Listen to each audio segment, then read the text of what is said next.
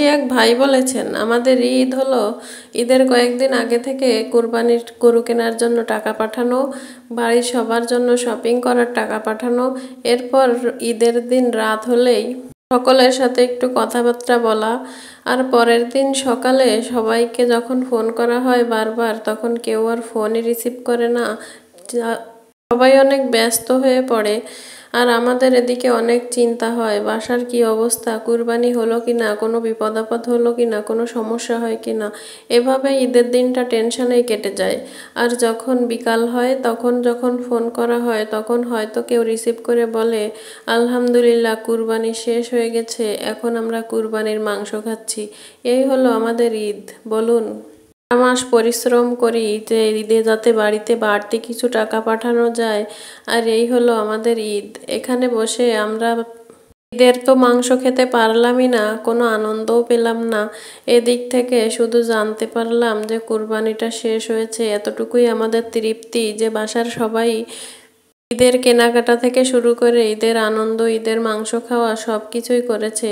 এই তৃপ্তির জন্যই বিদেশের মাটিতে পড়ে আছি আমরা, দিনের খেয়ে না খেয়ে রাতে ঘরে এসে কখনো রান্না করে কখনো না খেয়ে এভাবেই আমাদের দিন যায়, শুধু পরিবারের ভালোর জন্যেই। অসুস্থ হয়ে পড়ে থাকলেও আমাদের দেখার কেউ নেই। কুরবানির মাংস খাওয়া তো দূরে থাক, এখানে যে কেউ রান্না করে খাওয়াবে সেই উপায়টাও আমাদের নেই। ঈদের দিনও হয় রান্না করে, না হয় সবাই মিলে একসাথে বন্ধুরা মিলে আড্ডা দিয়ে খাওয়া, এই হলো আমাদের ঈদের আনন্দ। শুধু পরিবারের ভালোর জন্য এমন হাজারো প্রবাসী ভাইরা দিনের পর দিন কষ্ট করে আমাদের দেশে, শুধু পরিবারের মানুষ যাতে ভালো থাকে সেই জন্যে তাদের মুখের দিকে তাকিয়ে অনেক মানসিক কষ্ট সহ্য করে বিদেশের মাটিতে পড়ে থাকেন। আর দেশে আমরা ফুটানি করি, আমরা প্রবাসীদের বউ, আমাদের ঈদের বাজেট এত টাকা, আমরা প্রবাসীদের সব ভাই, আমাদের হাতে আইফোন আছে, আমার প্রবাসী ছেলে আছে, আমার জমির পরিমাণ এত, আমি নতুন বাড়ি করেছি, ইত্যাদি ইত্যাদি। আর তারা যে এখানে কি কষ্ট করে থাকে, তাদের এই কষ্টটা তারা না কাউকে বলতে পারে না কাউকে বোঝাতে পারে।